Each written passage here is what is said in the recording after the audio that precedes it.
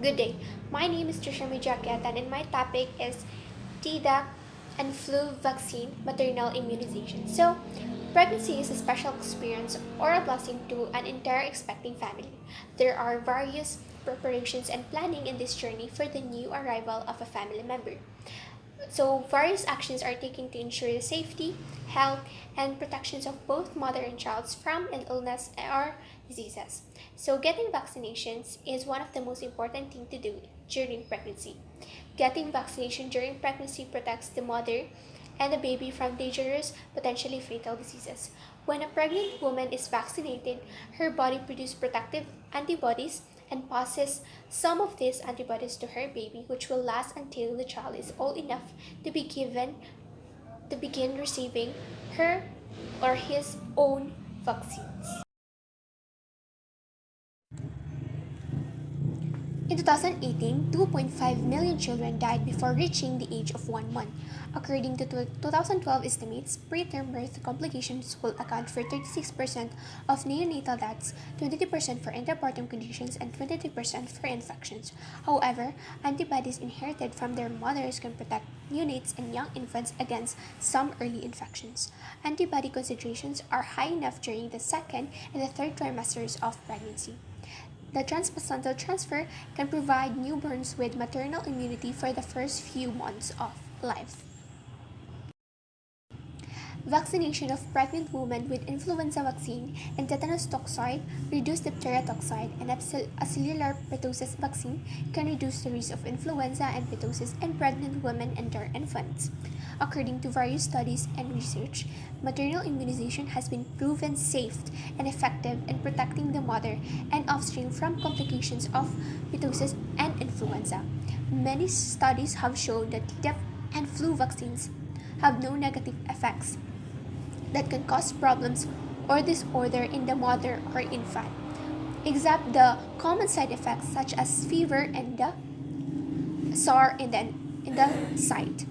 Despite all of these evidences, the worldwide vaccination rate for expectant mother is disappointingly low. First, I will discuss the infections or diseases that cause problems and complications to infants and during the pregnancy. First is tetanus. It is an acute infectious disease caused by spores of bacterium Clostridium tetani.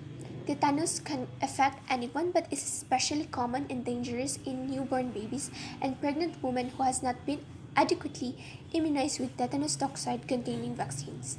In 2019, approximately 34,000 newborns died from neonatal tetanus.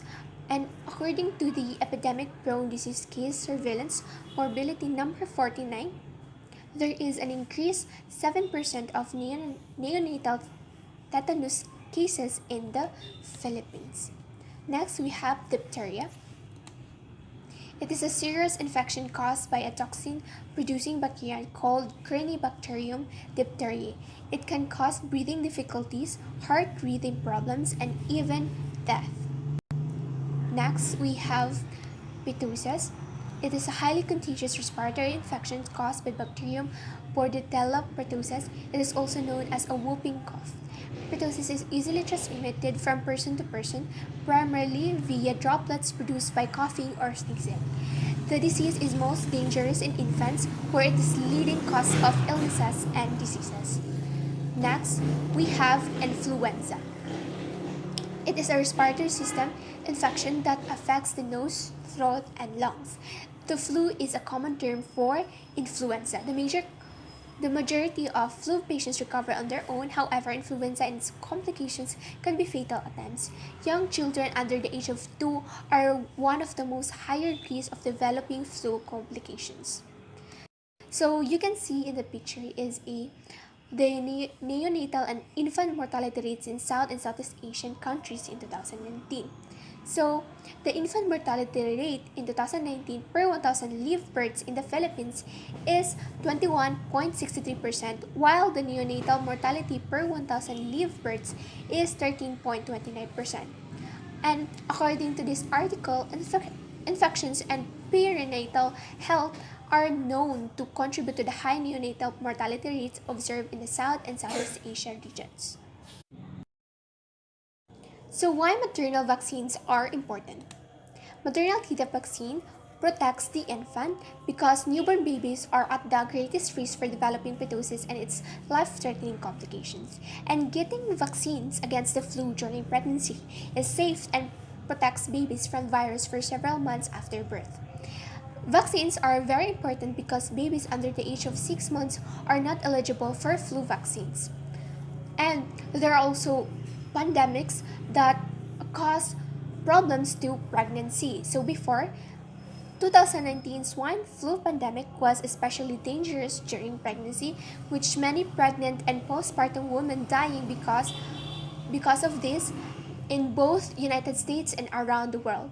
We also had pertussis epidemic in 2010, during which many young babies died before they were old enough to receive their infant vaccines. So this pandemic should be a lesson to us and prevent this by giving recommendations and encourage the pregnant woman to get the maternal vaccines. Tdap vaccine. So maternal Tdap vaccination is a primary preventive measures for pertussis in infants during the first months of life, when they are unable to obtain an optimal vaccine response and are at risk of severe and potentially fatal disease. When given during pregnancy, Tdap vaccine boosts the mother's antibodies, which are then passed on her developing baby. Tdap vaccination is recommended within 27 and 36 weeks of pregnancy because neonatal antibody levels are optimized by administration early in the third trimesters. So, this vaccination, it first started as a tetanus toxoid since 1980s to eliminate the neonatal tetanus. However, the World Health Organization recommended in 2017 to replace these vaccines with tetanus diphtheria vaccines in order to maintain protections against diphtheria together with tetanus. So, Tdap vaccine has already been used in other countries to decrease the incidence of pertussis in newborns and young infants. So, Tdap during pregnancy is recommended in over 40 countries worldwide, including advanced countries such as United States, the United Kingdom, and Australia. This strategy was considered as cost-effective in these countries. However, this information is limited in the South and Southeast Asian region.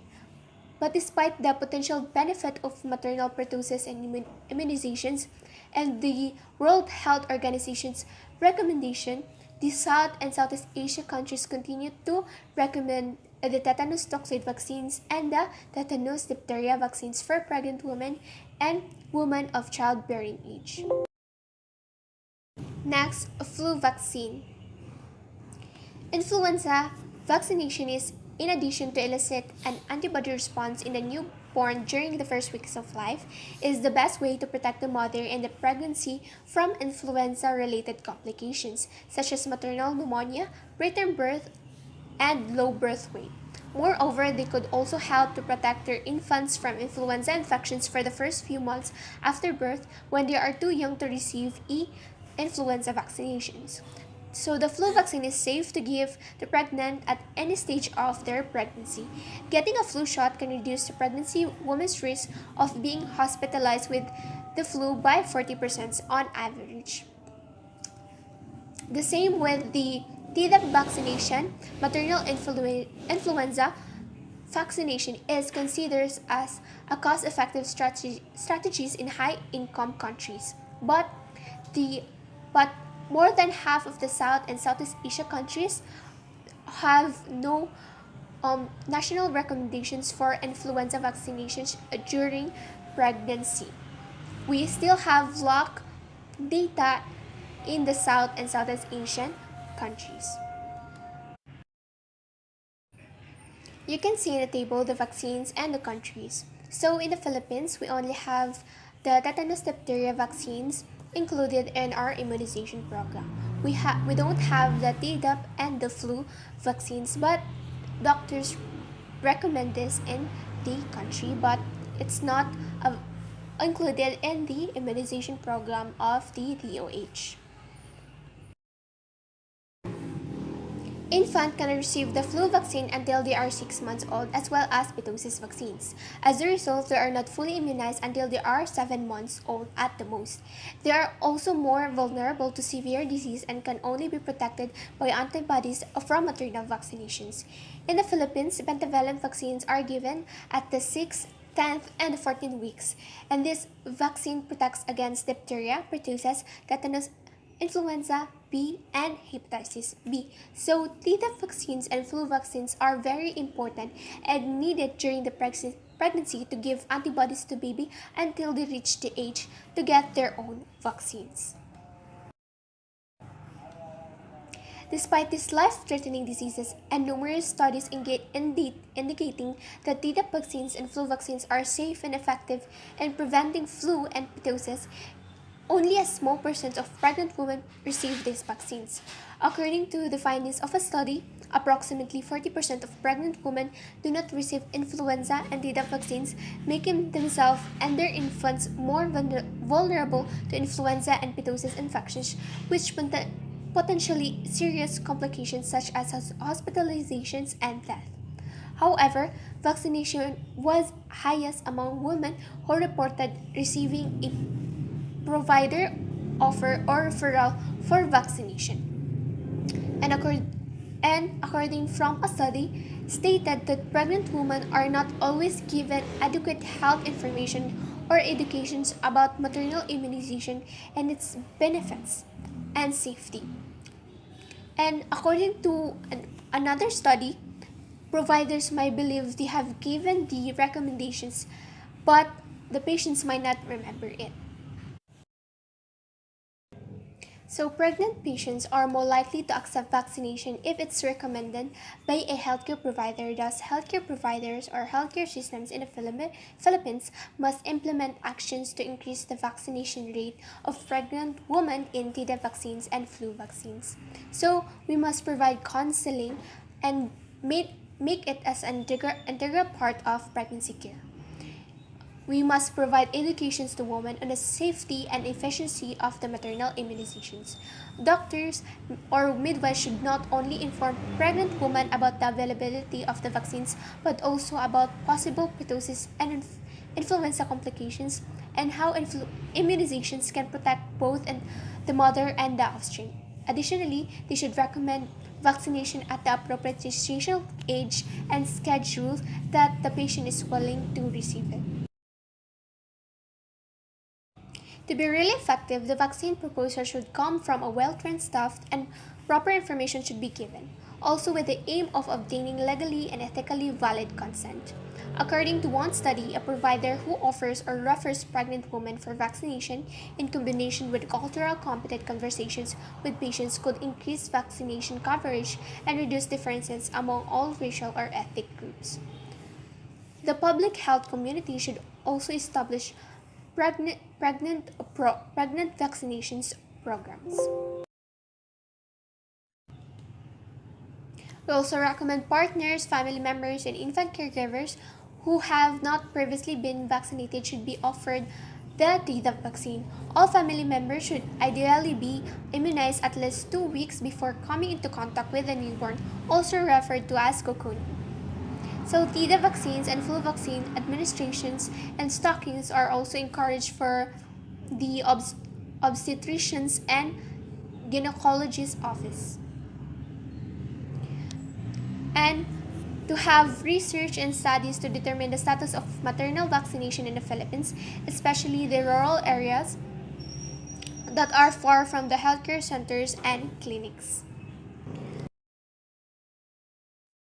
So, the summary of the article, maternal immunization can protect pregnant women and produce antibodies that can protect the newborn from infectious diseases such as tetanus, diphtheria, pertussis, and influenza. So, the Philippines should also place Tdap and flu vaccines in the immunization programs because it is cost-effective, as according to the advanced countries such as Japan, United States, and Australia, and it and this data and these vaccines can also lower the neonatal death in the country.